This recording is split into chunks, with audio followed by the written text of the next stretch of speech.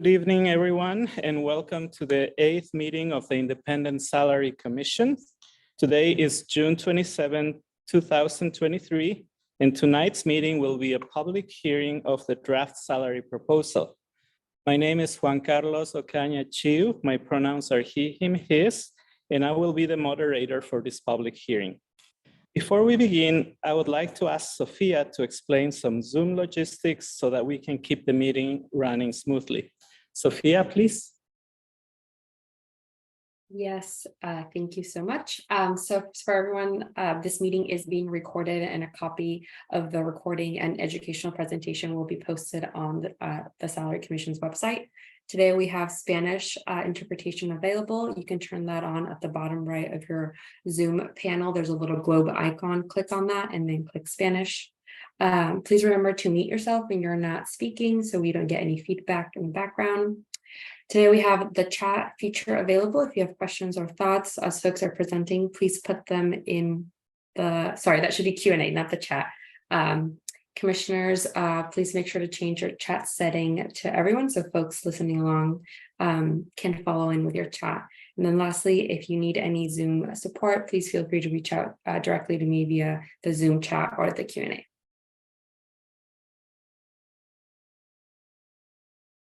And that's it with Zoom logistics. So we will continue next. For our time this evening, we had a simple agenda that you can see on your screen. We will start with an educational presentation of the Independent Salary Commission work and progress to date. And then we'll spend the rest of the evening hearing your testimony about the draft salary proposal. Again, thank you for being here to help inform our work. I will now turn it over to Commissioner Engers to begin the presentation. Good evening, everyone, and hi, everyone here. My name is Abby Engers, and I served as the co-chair for the Independent Salary Commission for the first half of our tenure. And I'm so thrilled to be here tonight to explain what the Salary Commission is and also the process that we went through to arrive at the draft proposal that we just released.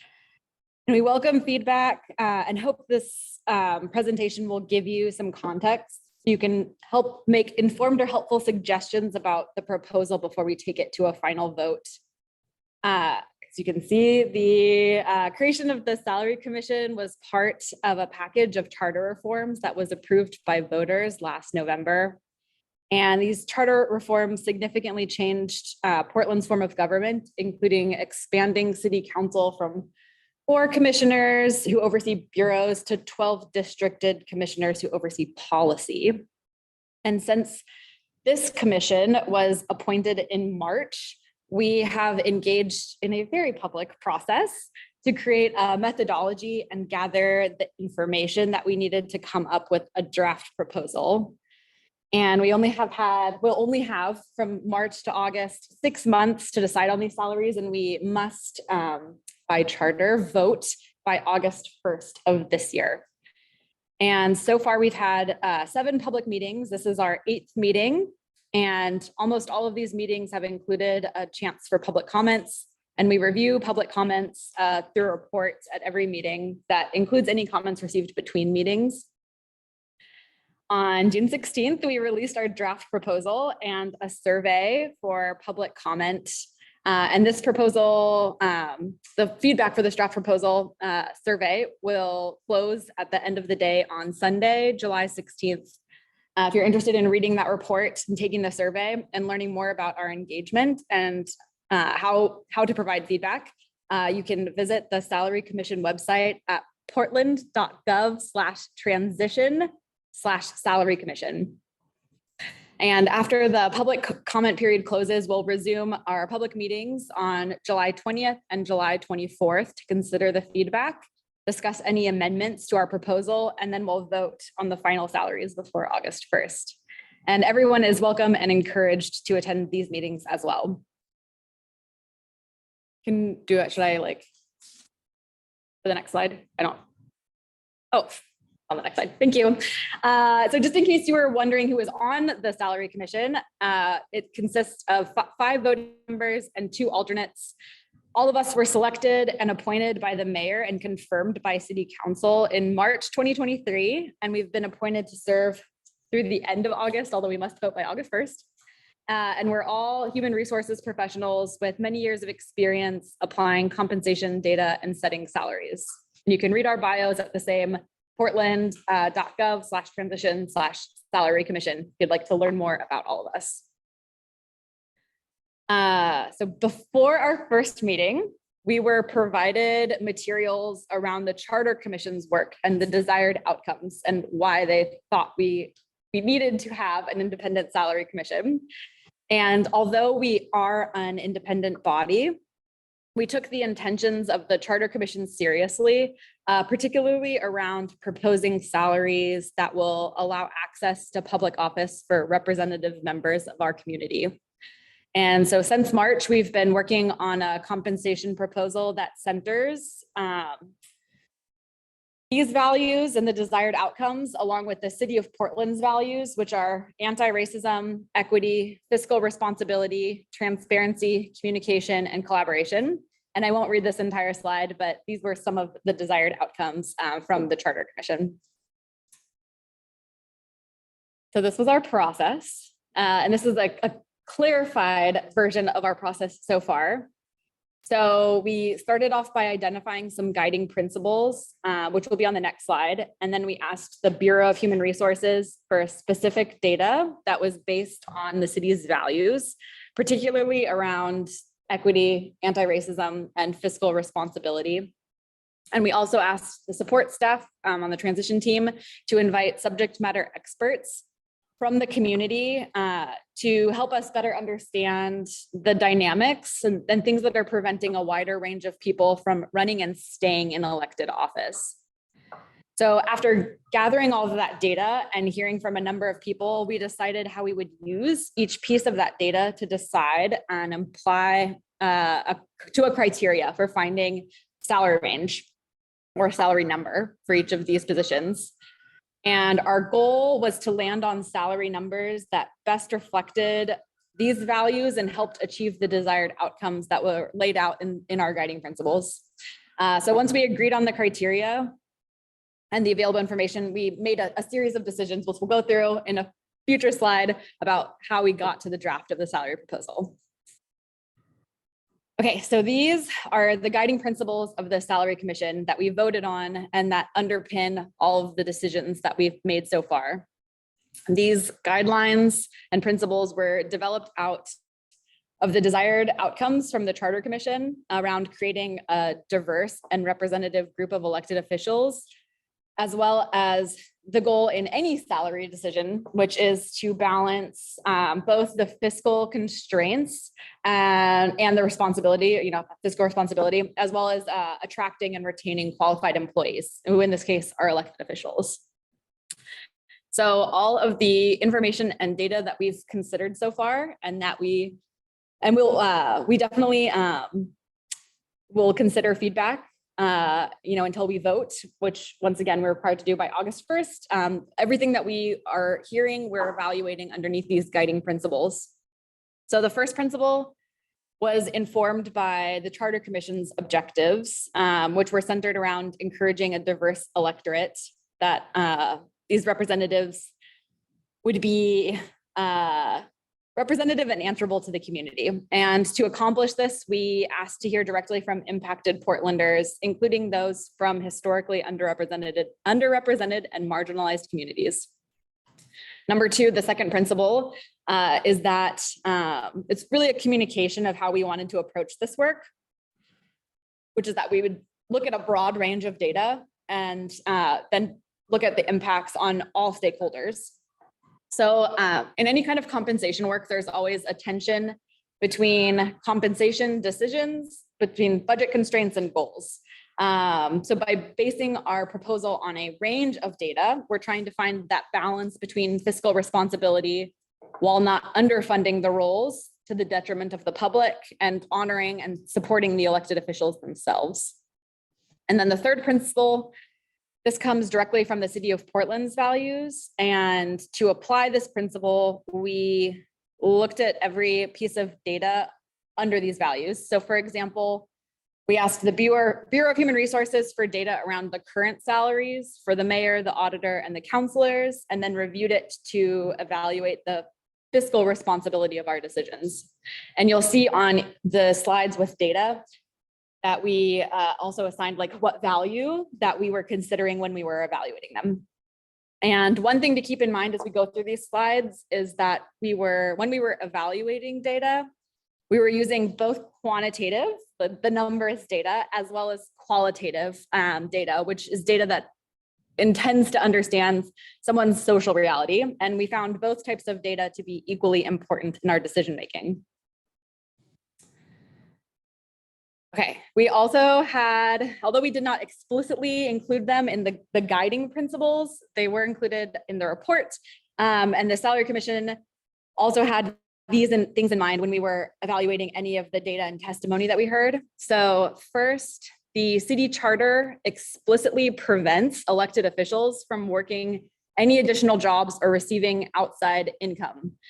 And obviously, this can be a huge deterrent to candidates who are not, one, independently wealthy, two, who don't have income sources from things like property, which we know impact communities like Black Portlanders who have been historically excluded through policies like redlining. Or three, if someone doesn't have a partner who can support them if the salaries are not sufficiently high.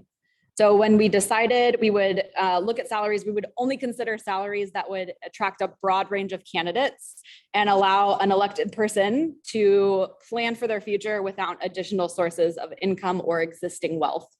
And then second, that these roles are considered full-time. This is definitely not the case in every city, and we did not take any part-time salaries into account in any data that we were reviewing for our decision-making. Okay, so we examined many data sets when we put out our draft proposal, and we wanted to explain how we evaluated and applied some of the data that we received. And we'll walk through the data sets we evaluated, but know that we spent a lot of time and consideration on a pretty large range of data.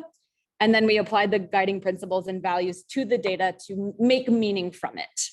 So for example, this chart is showing a living versus a thriving wage in the cost of living of Portland. And this ended up being a kind of baseline for us, considering that our first guiding principle is around making sure that pay will open up opportunities and not be a deterrent. So this chart is showing a living versus a thriving wage. And I think most of us are familiar with the concept of a living wage. This is the amount of money that it takes to provide for basic needs like housing, food, transportation. And it's also a minimum amount that doesn't leave any room for growing or saving or giving back. And a thriving wage, on the other hand, is a concept that includes a living wage, 50% of this, plus 30% towards savings and 20% towards a disposable income. So a thriving wage is a salary that really enables a family to save and to flourish. And based on our guiding principles, we were really only interested in considering a thriving wage in our criteria. But you can see on this chart that there are some big differences in those numbers depending on the number of children that you have. And there are additional columns on this chart, one adult working and one adult not, and then two working adults. And these columns go on and on. They're included in the materials, but the numbers can be pretty drastically different for child-free households, from that household with 3 children. So about a quarter of Portland households include children, and about 34% of Portland households are single households, and 18% include working adults. And so as a commission, rather than trying to find the average, we decided to center those families and households that experience the most cost barriers, which means focusing on single parents, even though they represent a relatively small fraction of Portland households, because by centering those who face the most financial barriers, we enable access to the most Portlanders, since families with 1 working adult, 2 working adults, multiple children, or even those who are not captured by this chart, like those folks living in multi-generational households, they can all thrive on the same wage, but the reverse might not be true if we had centered an average amount. Is that a question or? I don't know what that was. Okay. Oh. Can you still hear us? Okay, I see some nods. Cool. That went out. I don't know why. So, Okay, that's the last I had for that slide. This slide shows another data set that we evaluated, which is the 2018 salaries for the mayor, the commissioners, and the city auditor. And you might be asking yourself, why 2018? And this was basically the last year that these roles received consistent cost of living increases. Prior to 2018, the council had been approving their own increases, which felt like a conflict of interest. And I don't want to make assumptions about anyone with us about their familiarity with compensation practices, but cost of living adjustments, also known as COLAs, are increases to salaries to help employees maintain the value of their compensation against the cost of inflation. And generally, COLAs are increases. They're not viewed as merit increases. They're really maintaining the status quo. So the current salaries for the mayor, it's $149,261. The auditor is making $125,694, and the commissioners are making the same amount. And all of these elected officials have had essentially one cost of living adjustment in the last 5 years, which have also been some of the years that have included pretty high inflation and cost of living increases, particularly in the areas of housing, food, and transportation. So when we were evaluating the numbers on this slide, instead of evaluating where they're currently at, we wanted to consider what they would have made if they had been paid and continued to receive cost of living adjustments at the same rate as other non-unionized City of Portland employees.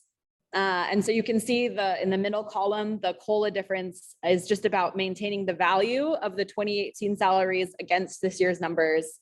And you can see that between those two, that's not an insignificant amount. And when we saw these numbers, we also asked to see the benefits package. This includes retirement, healthcare, other benefits provided by the city, which is what's represented in the third column, so that we were truly evaluating the entire number and what it represents to the city in terms of costs, as well as the elected officials in terms of benefits.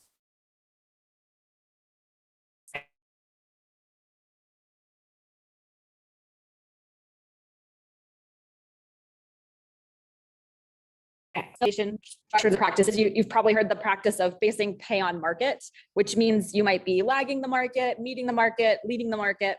And this is one place where our commission's commitment to anti-racism and equity came with a little change, a little nuance to that practice. Many people have heard the term pay equity, especially with Oregon's Equal Pay Act, which usually means paying employees equally for work of comparable character. But instead of relying on pay equity alone, we also wanted to use an anti-oppressive pay framework. And this is a little bit of a newer concept, but definitely lives into the values that we're trying to meet. And it's because pay equity, it seeks to pay people equity equivalently, I guess is the better word, within existing systems, which can inherently, if not intentionally or unintentionally, perpetuate inequity.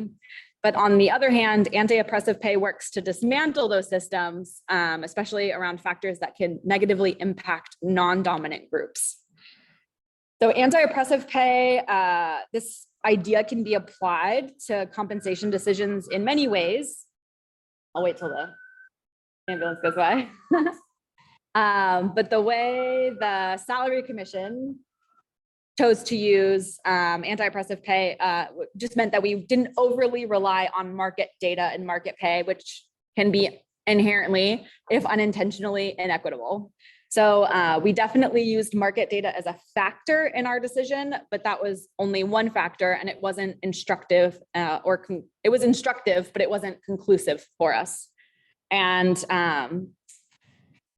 we did still use market data, particularly where we found that we were lagging the market, since we still exist within the markets. But this data, in conjunction with the thriving wage and the current salaries, if they had continued to receive COLA, informed a lot of the decisions we were making around the quantitative data in our proposal. And I would love to turn it over now to Commissioner Martinez to talk about the qualitative data that we received from the subject matter experts that we spoke to. Thank you, Commissioner Engers. I am Ruth Martinez Alicea, she, her, ella pronouns.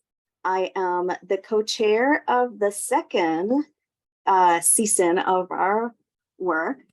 And I want to highlight in this segment that we also learn from stories from lived experience. So the data was not only quantitative from the market, from the comparisons that we will go into, but also from subject matter experts. And I want to lift some of the learnings that guided some of our decisions and understanding of what we needed to do in order to bring to life the spirit of the new charter. From Metro Councilor Duncan Juan, we learned about elected officials whose time, energy, and talents need to be divided between two jobs, not only to make ends meet, but to even be able to afford a house within the district they represent.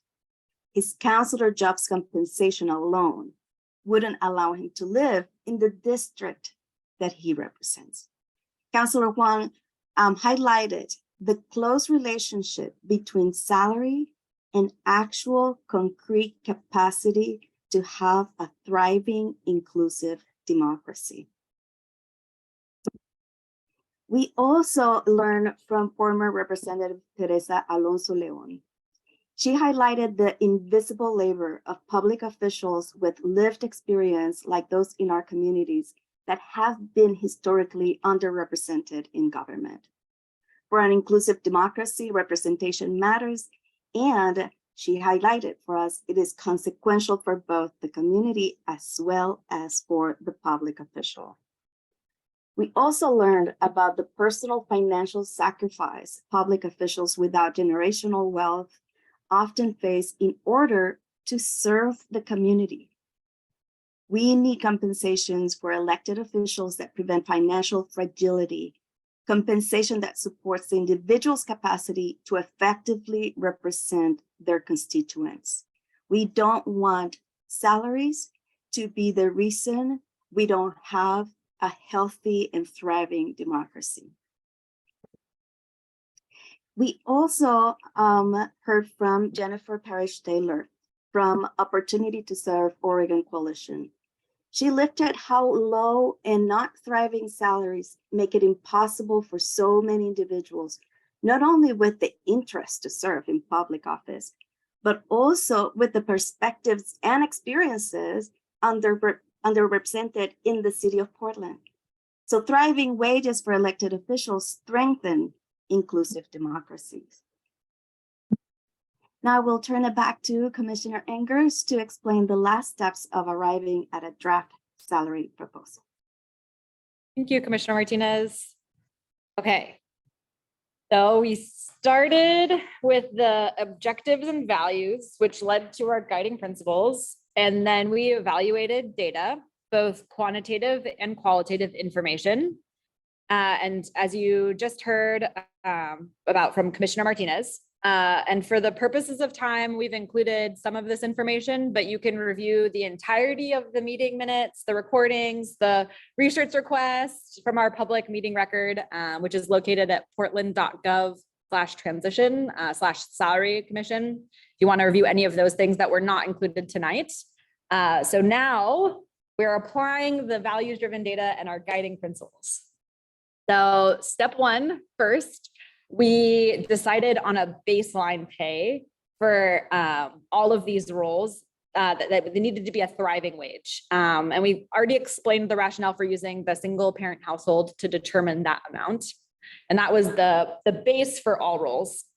Second, we took all of the market data, which was from cities with comparable population sizes to Portland or that neighbor us, and stick with me. We asked the Bureau of Human Resources to find the average salaries between the council salaries in those markets And then first, the mayor, which was a 57% higher than the average council salary. And then the auditor, who was 51% higher than the council salaries on average. So that's approximately, in most markets, how much more those positions make than council salaries. So for the third step, we added the differential, the 57% and the 51% to the base salary to land at a salary that reflects a thriving wage, and also how those roles are considered and compensated in a larger market. And we also solicited some written testimony, public comment, really, from the auditor's office in particular to explain the scope of that office in comparison to other city bureaus as well as other cities. And these numbers felt like an accurate reflection of the worth of those for that role for us.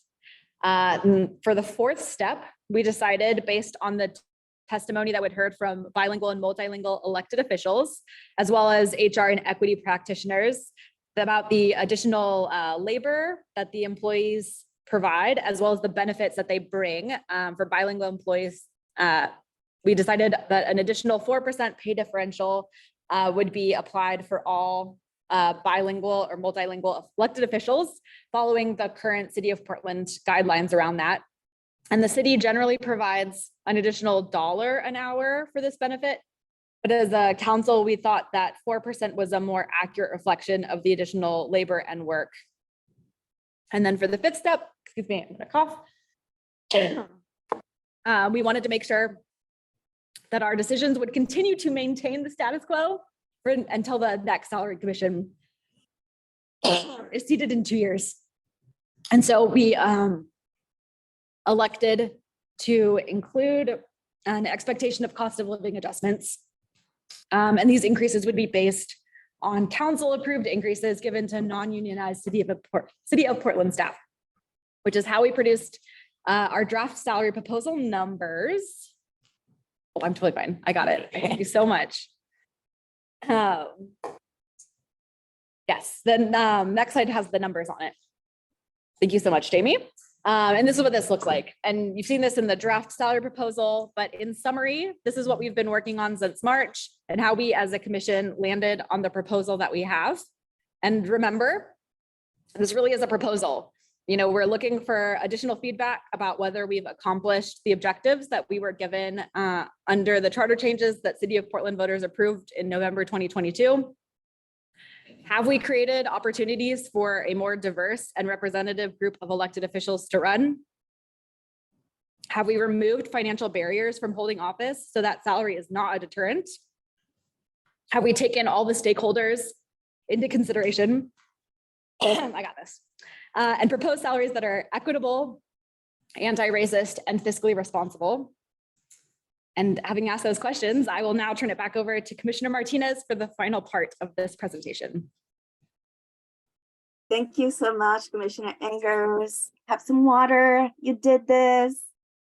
And I also wanted to remind folks that indeed the season for community engagement it's not over. This is just the beginnings of those efforts that include the survey, that include, of course, continuing to receive public comment. So please consider still engaging in those ways and inviting others to do so. We've already gathered some frequent questions, and thanks to the support from the transition team, we have some very good language to speak to this frequently asked questions. So after releasing the draft proposal on June 16th, there's several common questions the community is asking. So we're gonna take those this time to go over them. The first one is the Portland City Council giving themselves a big raise? The city charter gives the Salary Commission authority to set the salaries to remove the conflict of interest of council approving their own pay. That means the current office holders do not influence the proposal, nor do they need to vote on the proposal. That authority has been given to the Salary Commission.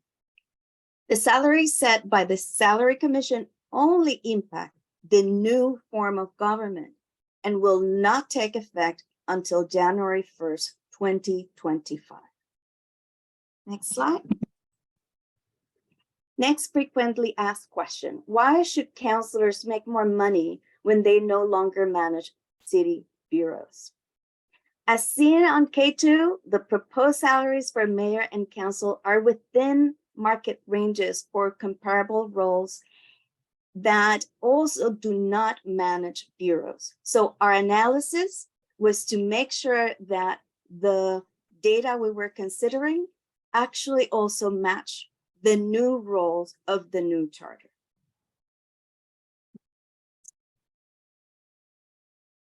Another frequently asked questions, why should councilors make more money when they, this is not my, that's fine.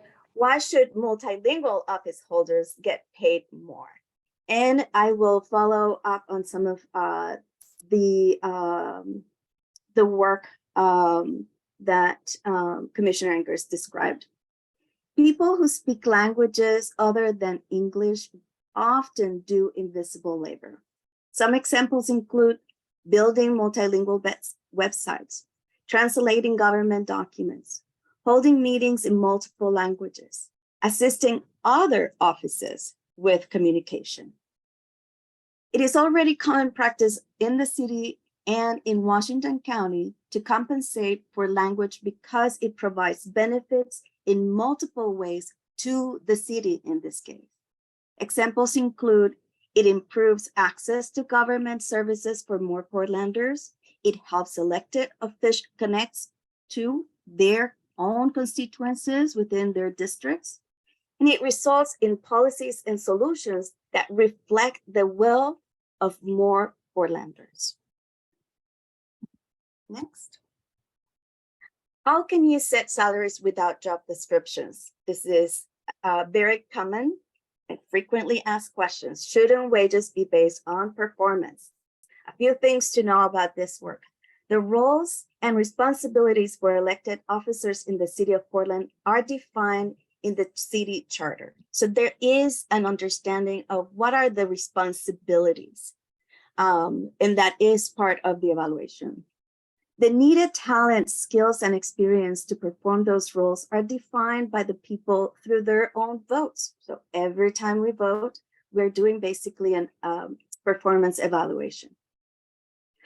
For very practical reasons, the salary should not be a barrier to attracting candidates with the talent, skills, and experiences that the people would find most valuable and would be most relevant and would be most representative. The people provide a job performance review at every election by voting for the candidate that best reflects what Portland needs. Next slide. How will this impact the city budget? Will other cuts need to be made just to pay office holders more?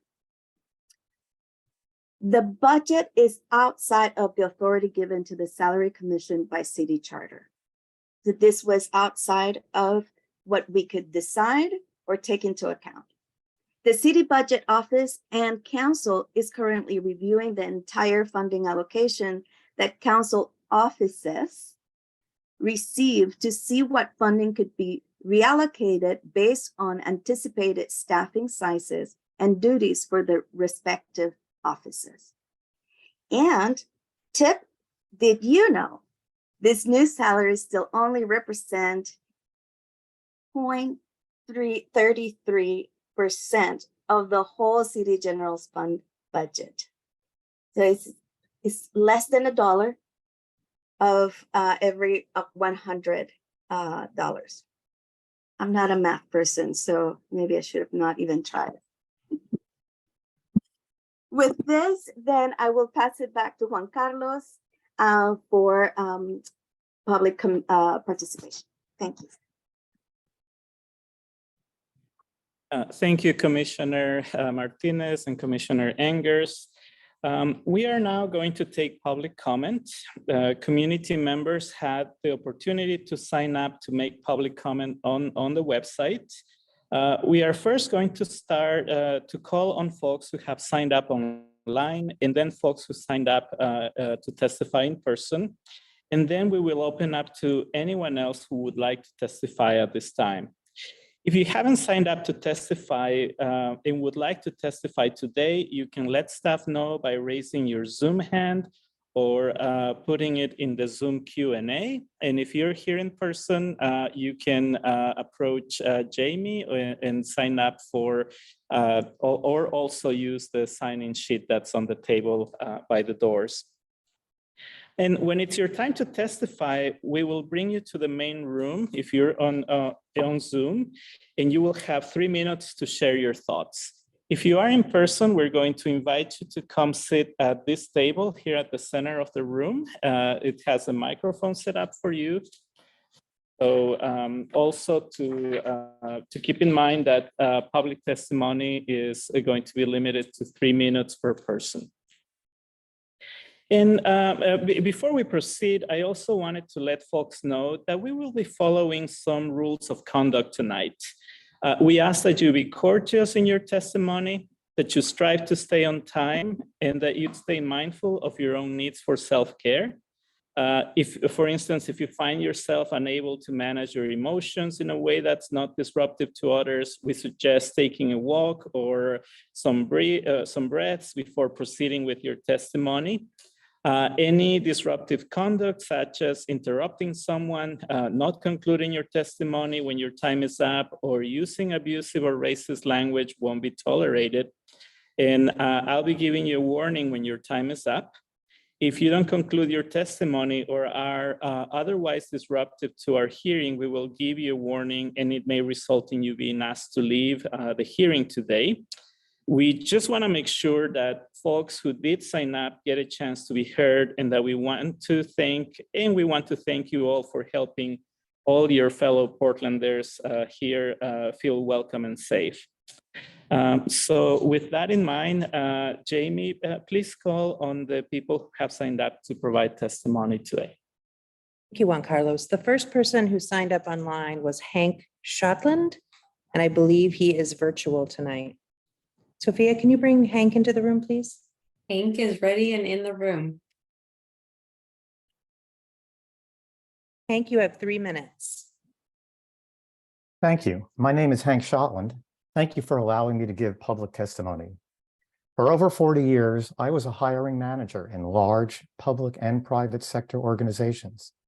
During that time, I hired and managed many employees and worked closely with compensation specialists in HR to create new positions. I learned a lot from these compensation teams. When the Salary Commission was formed, I assumed that you would start by identifying comparable positions in cities that were Portland-sized and use that information to determine salaries for our new district-based city council positions. When the commission released its calculations, it appeared that this was done. Your research showed that comparable council positions had full-time base salaries of about $102,000 on average, excluding outlier cities like LA and Tacoma. However, it seems that this analysis has been de-emphasized, and the recommendation is now based primarily on the concept of thriving wage. The thriving wage concept was originally intended to help people who had jobs budget their income and address the question, how much should I be trying to save? I discovered that a Google search of what cities pay their employees a thriving wage comes up empty, but there are plenty of hits for living wage.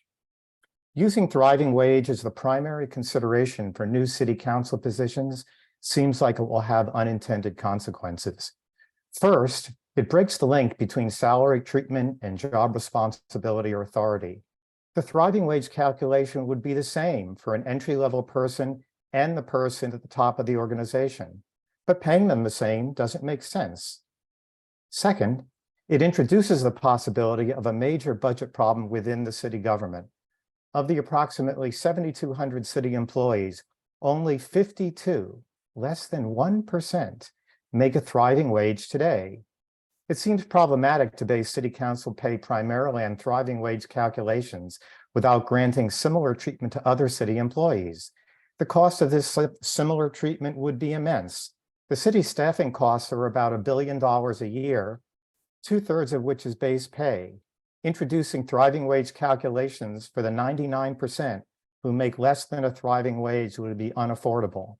Yet, not introducing those considerations would be inequitable and would likely create a large morale issue. I strongly urge the Independent Salary Commission to refocus on a more industry standard approach based primarily on comparison with other cities to set our council salaries. If thriving wage considerations are to be used, they should be designed thoughtfully, applied broadly across the entire city employee population. Thank you. Thank you very much. Call the next person, please. The next person who signed up to testify is Andres Aswell. I believe he is virtual as well.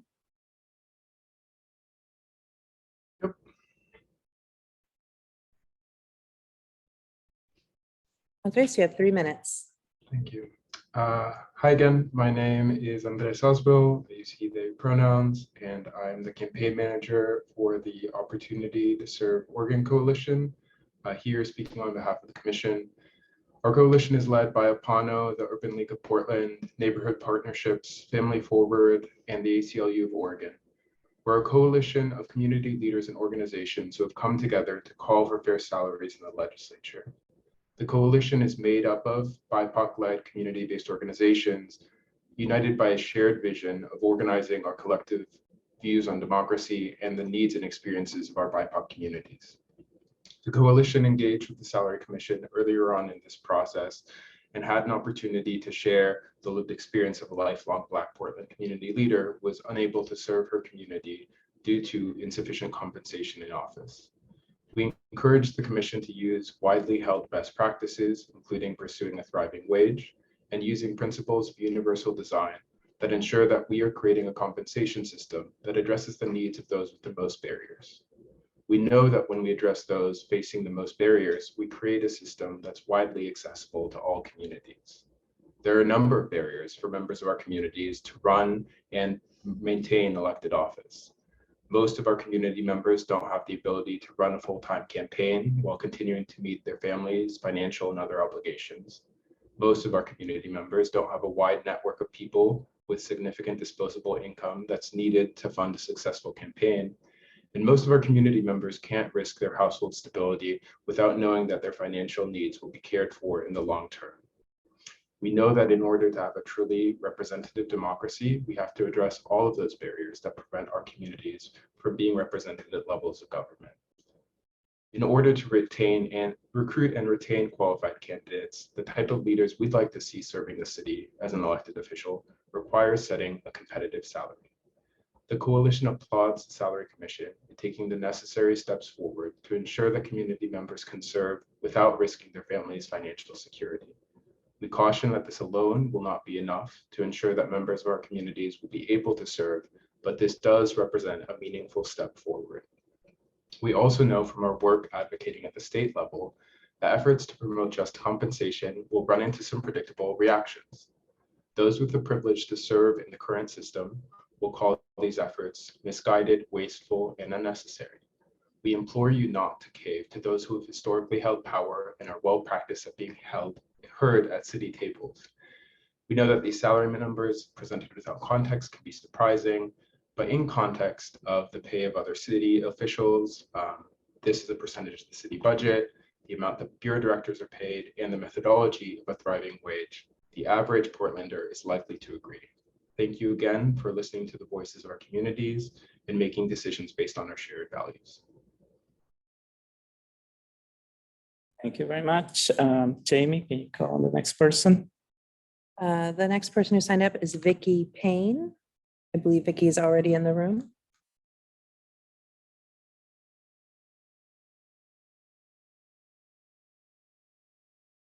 Hi, my name is Vicky Payne. I'm an employee of Multnomah County, but speaking on my own personal behalf. I know my testimony isn't going to change your proposal, but I need to say how fiscally irresponsible to the city budget this proposal is, as well as an insult to hardworking Portlanders who are footing the bill. First off, I don't really understand why the city actually paid money to go out and find HR specialists to volunteer for this committee if you weren't actually going to use your HR skill sets and just work off of what the charter apparently told you to do. I don't really understand the show of that, as anyone could have done this work. If the plan was just to pay a thriving wage plus one child's salary. As the other gentleman already testified, I thought you were looking at other multi-member districts, looking at nearby jurisdictions, actually comparing to something instead of Portland yet again becoming an experimental lab to see if a shiny new idea works or not. It's a lie to say their job descriptions are already in the charter. The GTAC project manager said she and one other person are currently working on them. With council no longer overseeing the bureaus and spreading the work out to 8 more people, why in the world would they deserve more pay than our current council?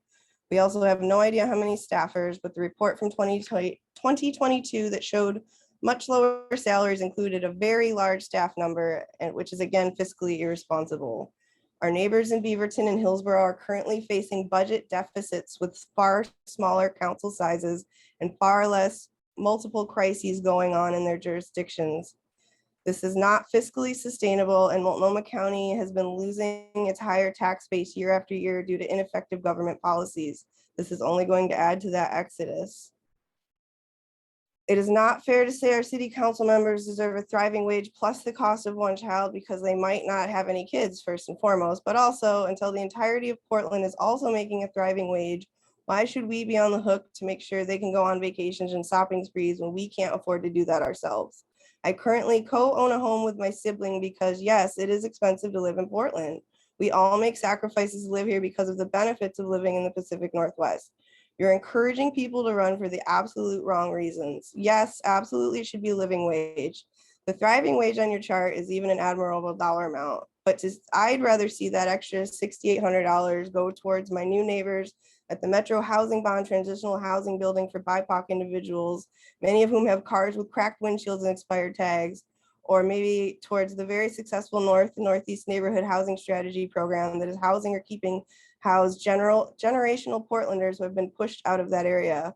I'd rather our tax dollars actually lift up that community in a larger way, and not just one person getting vacations on top of a really good paycheck. Thank you. Thank you very much. Jamie, call on the next person, please. Last person to sign up online is Bob Weinstein, and I believe he is here in person. Yes. Hey, Bob. Good evening. I'm here to speak in opposition to the salary recommendations in the proposed draft. 1, the proposal boosts city council salaries by 13% to over $142,000, well above the market average. The charter approved by the voters significantly reduced the role of council members by removing their management responsibilities for bureaus and limiting their role to legislative and constituent functions. Eliminating a key part of a position's role should not translate into a large salary increase. 2, on the other hand, the responsibilities of the mayor have significantly increased, as the mayor, with the assistance of a city manager, will have day-to-day responsibilities for running the entire city, all bureaus, and implementing policies passed by the council. Yet the proposed salary for mayor is somewhat below market average.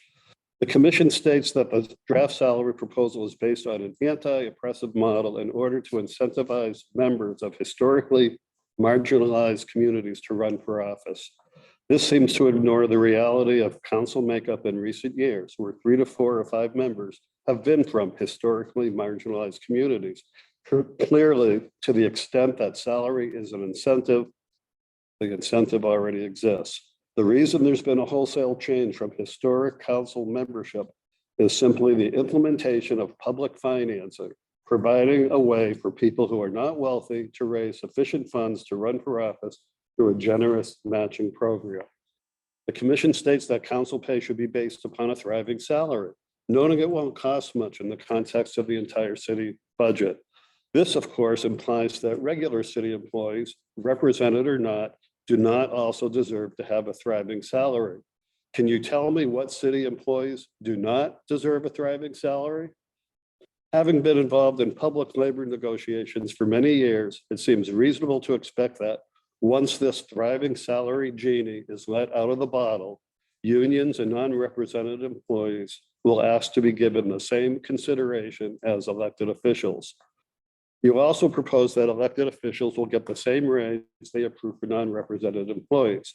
If council members raising their own pay was determined to be a conflict of interest in 2019, getting an automatic backdoor pay raise if they approve a cost of living increase for non-represented employees seems to present the same or even greater conflict. You also propose that any elected official who chooses to qualify under the language access program would receive an additional 4%. This provision should be removed. All members of Congress, except Speaker, majority, minority leaders, get the same pay. All members of the legislature get the same pay, and all members of the Portland City Council should get the same pay.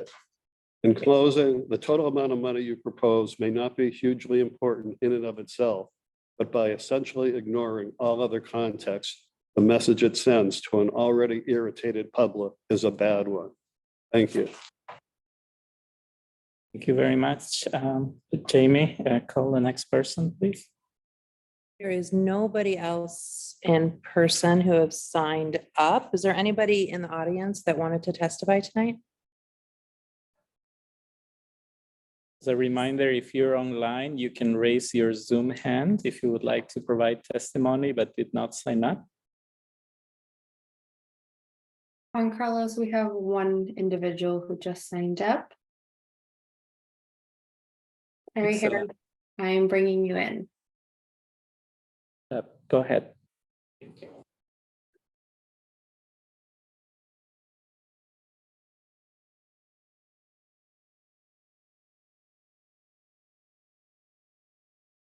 Here we are. Can you hear me? Yes. I hadn't intended to testify. My name is Terry Harris. I live over in Hillsdale. I'm speaking only on my own. I know I've sent you some written comments previously, but I did want to talk about, I would have probably made the same comments that Hank made and the same comments that Bob made with respect to the thriving wage and what that means, what the message you're sending means to a voter in Portland and what it means to an employee in Portland. Is there a threshold for thriving wage? Is there a class of employee that gets a thriving wage or that we would consider needing a thriving wage?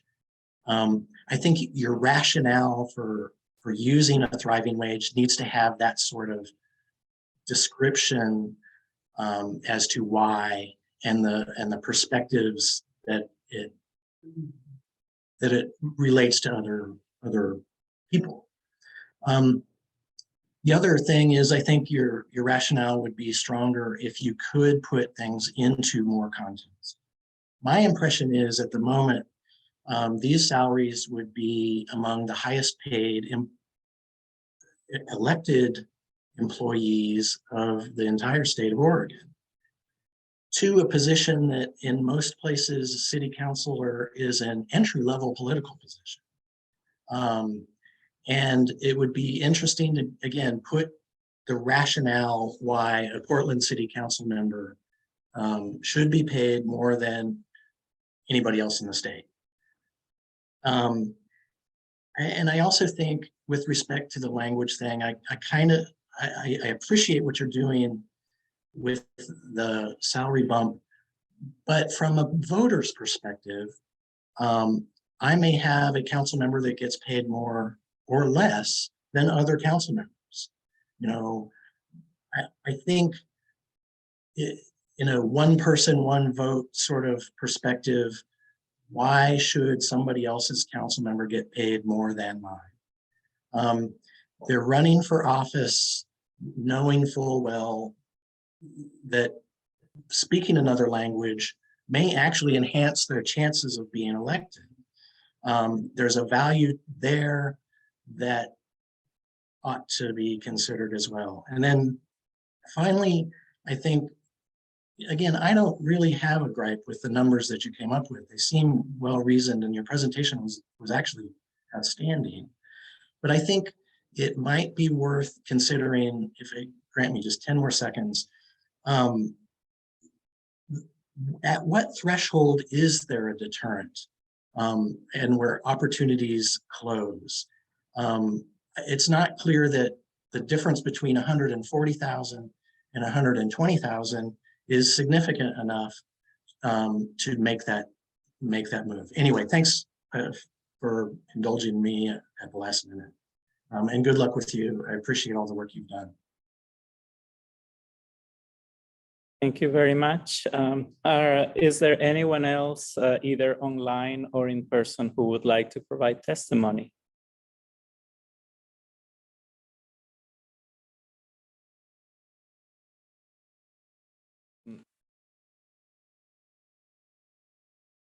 If we don't see anyone, Carlos, I would like to propose that maybe we take a 10-minute break and then come back for last call.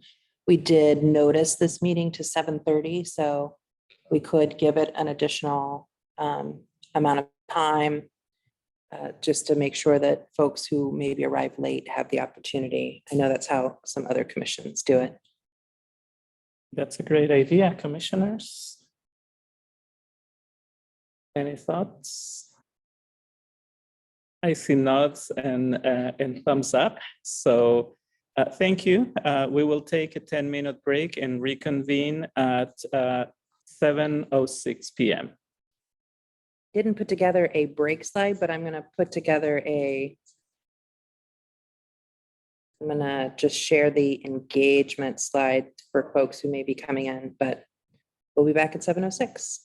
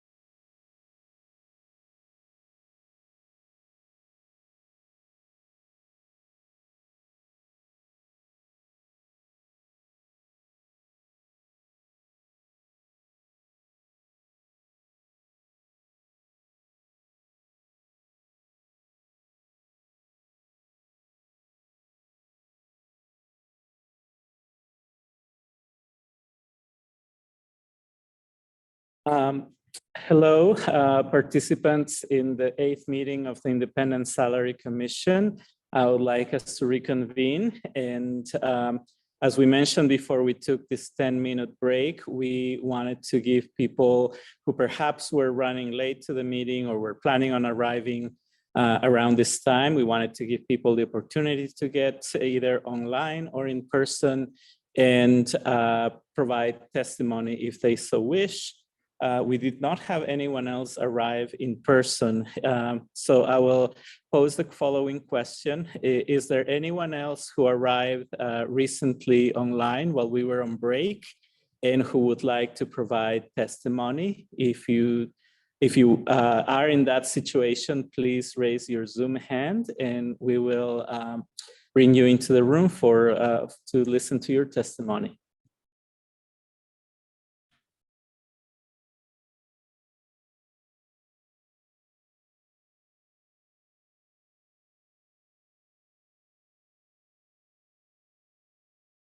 Thank you. We usually wait for like 7 to 10 seconds of uncomfortable silence to see if anyone wishes to come forward. So since we did not get anyone else signed up, I think at this point, I would like us to maybe go back to this presentation so we can share first of all, to thank you all for your feedback tonight. We appreciate you taking the time and participating in this conversation. We know that the commissioners will take your feedback into a great consideration. And then we also have a number of other opportunities for engagement that I wanted to highlight there. As you can see on the slide, there is an online comment form. There is also a link to provide email comments in the survey. You can find those on the website, on the URL that you can see there. I'll repeat it for folks who prefer auditory. It's www.portland.gov/transition/salary commission. You can find all those 3 forms of engagement there. You can also find the 4th form of engagement, which is to attend public meetings. The Independent Salary Commission is joining forces with the Independent District Commission. So we will have commissioners from both bodies present at the upcoming hearings of the District Commission, and they will be there to listen to testimony and collect other feedback that folks in the community are interested in providing. Finally, you can find that schedule for public meetings also on the website provided. I'll repeat it again, portland.gov/transition/salary commission. And finally, you can also submit questions, testimony, comments, any additional feedback you would like to at the following email address, transition@portlandoregon.gov. I'll repeat it again. It's transition@portlandoregon.gov. So I think with this, we conclude the hearing and adjourn the meeting. Thank you very much, everybody.